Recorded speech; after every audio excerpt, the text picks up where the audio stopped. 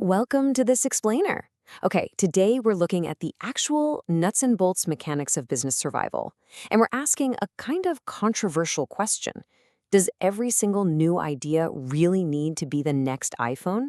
I mean, we all love the romance of these sweeping, world-changing industry shifts, right?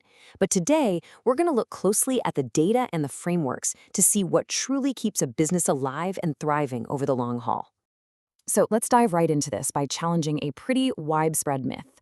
The idea that only radical Silicon Valley-style breakthroughs actually count as true innovation. The word disruption gets thrown around so much today, it honestly feels like if you aren't completely destroying an existing market, well, you just aren't innovating. But as you'll see when we look at the actual strategic management data, the reality is way more nuanced. And frankly, it's a lot more interesting. Here is our roadmap for today. First, decoding the buzzword. Second, the innovation dimensions. Third, the power of routine. Fourth, balancing the matrix. And finally, strategic application. All right, Section 1, Decoding the Buzzword, the Myth of Disruption. Let's get one thing straight right off the bat. Innovation isn't just about cool new gadgets. It's strictly about achieving extraordinary returns. Think about this for a second. A Boston consulting group global survey found that a massive 75% of respondents are investing in innovation simply to maintain their current competitive advantage. Literally, they just want to sustain the business they already have, but achieving that advantage. It doesn't always mean reinventing the wheel or throwing out everything you currently do. Moving on to Section 2, the innovation dimensions, mapping the matrix. Okay, so every strategic move a company makes really depends on two fundamental questions. First up, are they leveraging their current business model, or does this new idea require an entirely new one? Second, are they using their existing technical capabilities, or do they have to invent completely new tech just to make it work? It's kind of like asking, are we changing what we sell, or are we changing how we build it? How a company answers those two specific questions dictates their entire strategy. Now, if we plot those answers against each other, we get this: Gary Pisano's Innovation Modes Matrix. By charting the business model against technical capabilities, we end up with 4 distinct quadrants: disruptive, architectural, radical, and routine. Each one of these represents a completely different strategic path, bringing its own unique set of risks, requirements, and, of course, rewards. Let's quickly look at the 3 that usually grab all the headlines. Disruptive innovation happens when a company introduces a completely new business model, but uses existing technology. Think of Google's Android, right? They drew on existing software expertise, but rolled out an open source model that totally upended competitors. Then there's radical innovation. This requires deep technological breakthroughs, but it still fits within the current business model, like established pharma companies moving into biotech. And then we have architectural innovation. This is the most aggressive one. It requires completely new competencies and a new business model. It is the hardest pivot to make.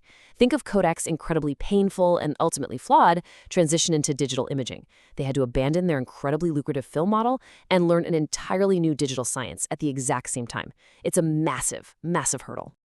Okay, Section 3, the power of routine, the unsung hero of business. Now, routine innovation might sound, well, a little boring, right?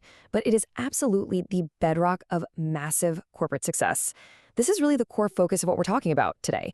It simply builds upon a company's existing technological capabilities to provide upgraded solutions to their existing customers, all while leveraging the current business model. Take Intel, for example. They're continuously releasing faster microprocessors using their existing design and fabrication setups. They aren't changing their business model, and they definitely aren't inventing a new kind of physics every single year. But they are consistently providing massive, highly profitable value. If you look at how these curves intersect over the life cycle of an industry, it's pretty fascinating. Early on, radical product innovation spikes. Everybody is just trying to figure out what the product even is. But once a dominant design finally emerges, watch how the rate of innovation shifts heavily toward routine process improvements. This right here is where companies drive massive efficiency, slash their costs, and achieve rapid market penetration. Over time, tweaking the process becomes way more important than completely redesigning the product. And honestly, that is exactly where the real money is made. Through constant repetition and just learning by doing, these routine upgrades actually evolve into what's called a dynamic capability.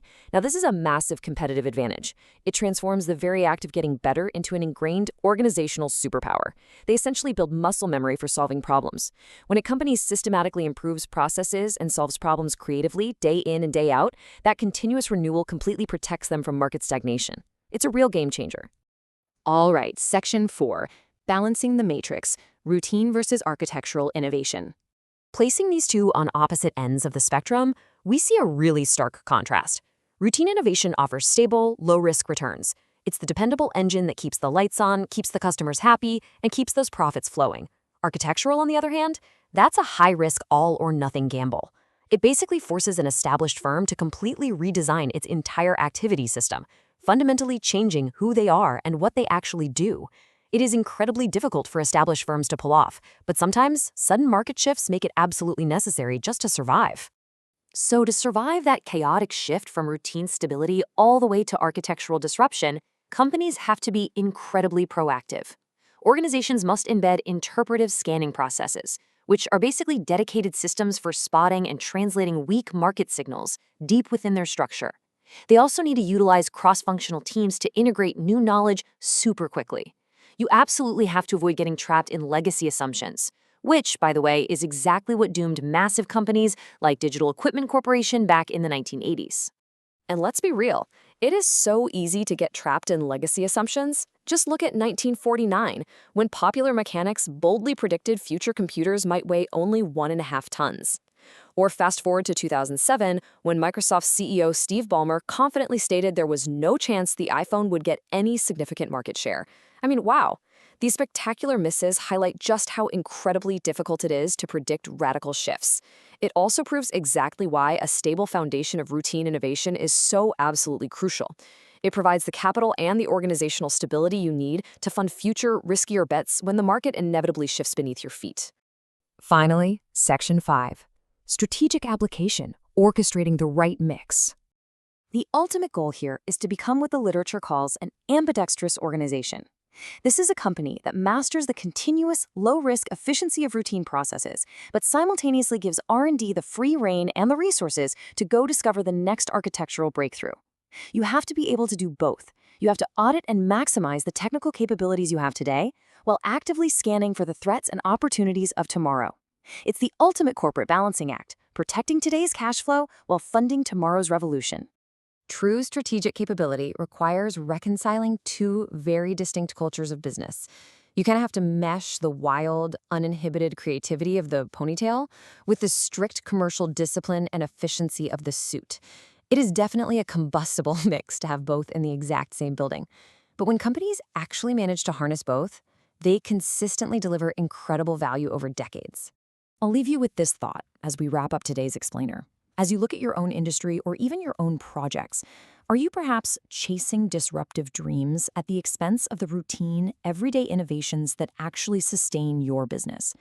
Disruption might be glamorous, sure, but as we've learned today, it's the mastery of the routine that actually builds the dynamic capabilities to secure your future. Thanks so much for watching, and we'll catch you next time.